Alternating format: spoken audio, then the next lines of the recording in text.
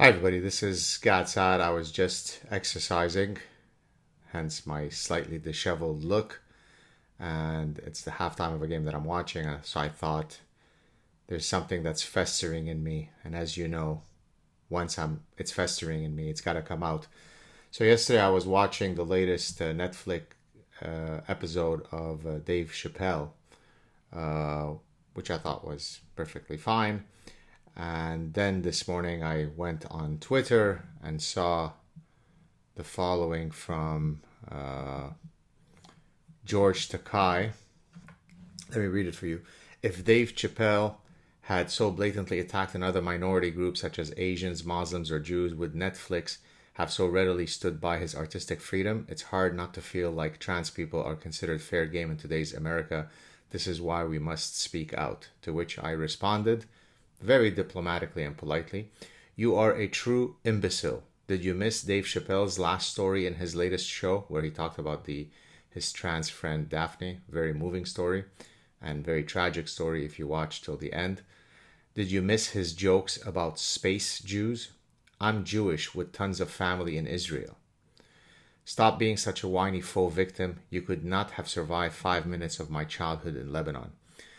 Next, what I'd like to do is, well, before I read you this next clip, I want to point to the fact that just in yesterday's special, Dave Chappelle made fun of black men, attacking Asian people. He made fun of Asian people. He made fun of lesbians. He made fun of Jews, calling them space Jews, Israel, and so on. He made fun of trans people. He made fun of himself. So many of you know the old expression, soft bigotry of low expectations. The idea is that some groups are simply too fragile, too weak, too meek, not good enough. So you have to give them a leg up. No, everybody is open to scrutiny. Every ideology is open to scrutiny. Comedy is about taking realities and shining a light on them in a humorous way, taking stereotypes and creating hyperbole to make them even funnier. It's looking at sex differences, it's looking at racial differences, it's looking at all sorts of uncomfortable realities. And that's what the genius of comedy is. It's to make fun of this crazy experiment called life.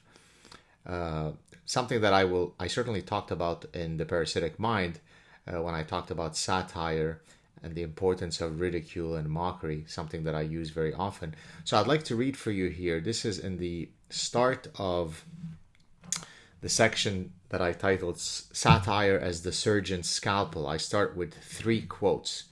First one, wherever there is objective truth, there is satire. Wyndham Lewis. And then the next one is one of my favorite quotes. How much truth is contained in something can best be determined by making it thoroughly laughable and then watching to see how much joking around it can take. For truth is a matter that can stand mockery, that is freshened by any ironic gesture directed at it. Whatever cannot stand satire is false. Peter Sloterdijk. And then thirdly, from Thomas Jefferson, ridicule is the only weapon which can be used against unintelligible propositions. Ideas must be distinct before reason can act upon them. Nothing is off limits. Someone wrote to me, "Oh, so it's okay if we make fun of how Jews are being butchered by Muslims or the Holocaust?" First of all, mocking the Holocaust is not the same as commenting and joking about the fragility of some trans people in the United States. But yes, even something, the most tragic and grotesque reality possibly ever in human history, the Holocaust, is not outside the scrutiny of joking. Nothing is. Now, depending on the context, will determine whether, you're being within the bounds of, good behavior or not. But no, once you say this group cannot be critiqued. Don't criticize Islam because, Islamophobia. Don't criticize black people because systemic racism. Don't criticize Jews because, Holocaust. Then you're putting people in a situation where, you're saying they are less than. Other people can take being made fun of, but not these other folks. And so I stand with Dave Chappelle. He is a brilliant comedian. He uses language that I don't want my children to be hearing, right?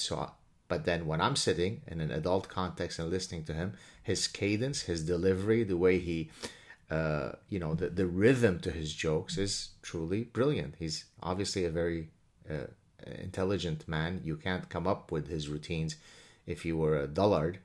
And the fact that George Takei is arguing that no, he's not making fun of anybody and he's focusing on trans people.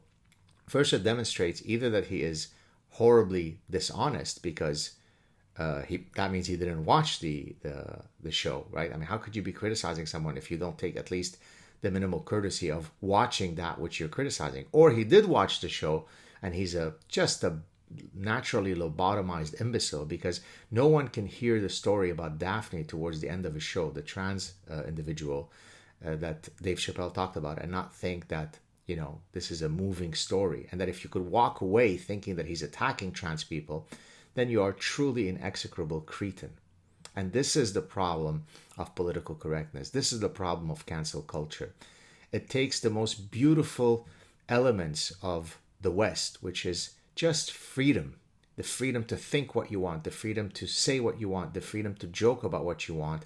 And it says, no, we want to recreate that which we've seen throughout human history, which is a few people can decide for the rest of us what we can say, what we can think, what we can joke about, which research we can do.